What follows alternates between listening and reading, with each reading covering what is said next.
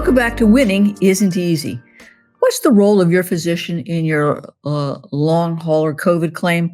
And what is your post-COVID functional status? As I have discussed in earlier segments, your medical records can make or break your long COVID claim. And as a result, it's important that your physician be a great historian. That means you have to be a great historian. In earlier segments, I talked about the three things that I'm looking for or listening for as I'm talking to a prospective client. The first thing I'm looking at is, does this person have a pre-existing medical condition that was aggravated or accelerated by their COVID? And if so, I'm telling my client to write down what was their baseline set of symptoms for this pre-existing condition in terms of frequency, duration, intensity, the nature of the treatment. And then post-COVID, contrast how that pre-existing condition has changed. Has it been aggravated? Has it been accelerated? Are there more symptoms, different symptoms? Are they more frequent? Has the nature of your symptoms changed?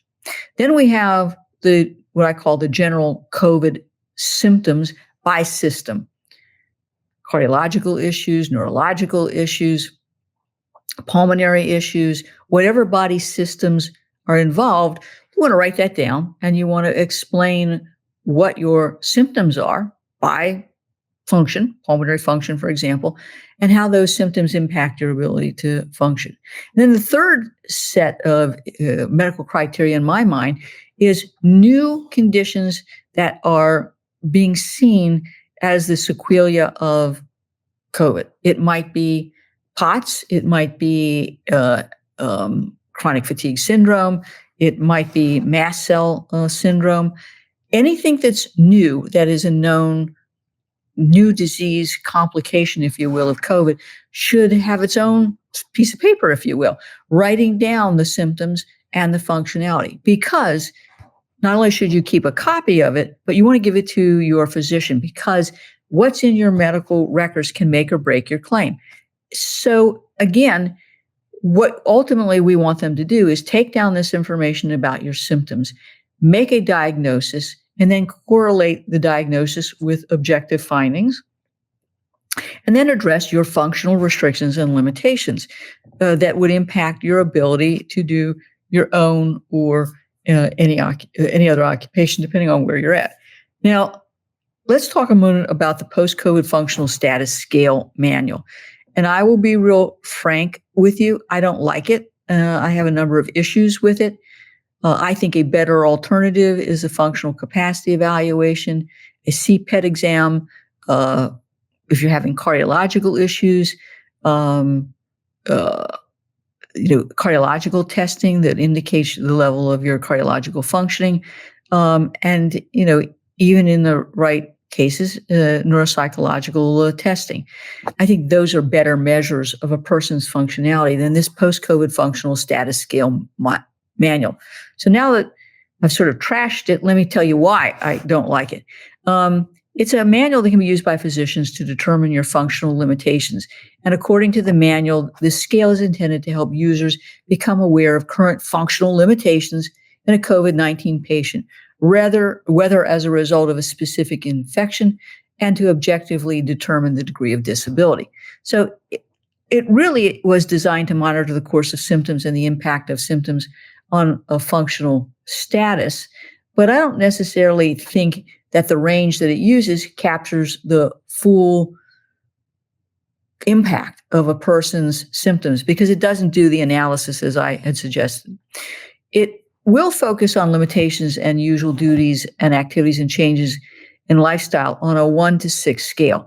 And what I'm going to pay a little bit of attention to is grade 3, which is the inability to perform certain activities that have to be structurally modified, and grade 4, which is reserved for patients who have severe functional limitations requiring assistance with activities of daily living.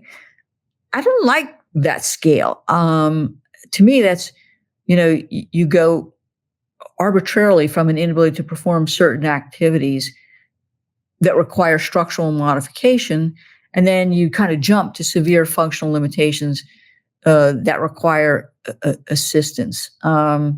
I don't like that. I think that's, quite frankly, subjective. I also have a number of issues with the validity and scientific reliability of this scale, how it's applied to patients. And in particular, I really think that this is a tool that disability carriers are going to misuse, particularly as they apply the definition of occupation or any occupation. And certainly, I don't like this in the context of a Social Security disability claim, where the real question is whether a patient can return to their past work that they've done, the lightest job they've done or simplest job they've done in the 5 years before the claim is adjudicated, and whether they can do other work of a sedentary nature. So again, it sounds good, I think, in theory, but I don't think practically it's really the great thing for your physician to use. I really want your doctor to complete what we call long COVID residual functional capacity forms in combination with the applicable system-based residual functional capacity form. So in English, what that means is we lawyers, Social Security lawyers, have developed sort of an overview long hauler COVID generic form, RFC form. But then if my client, for example, has cardiological complications, I want to use the cardiological RFC. If they have neurocognitive complications, I want to use that residual functional capacity form.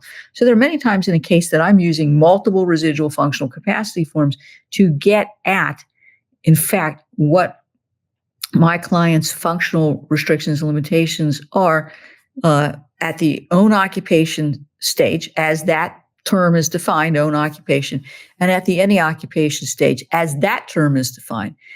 I will modify or use these forms as an addendum to the carrier or plan's attending physician statement form. They don't ask the right questions, and these Social Security forms do ask the right questions. And of course, because you're probably required to apply for Social Security disability benefits, I will also use them when I'm assisting my client in applying not only for their long-term disability benefits, but for their Social Security disability benefits. You can see medical records are key, and in combination with the strategic use of residual functional capacity forms, you can, I think, really improve your chances of getting your benefits and staying on claim. Got it? Let's take a break. But in the next segment, I'm going to talk about the vocational denial tools that disability carriers use. Got it? We'll be back in a second.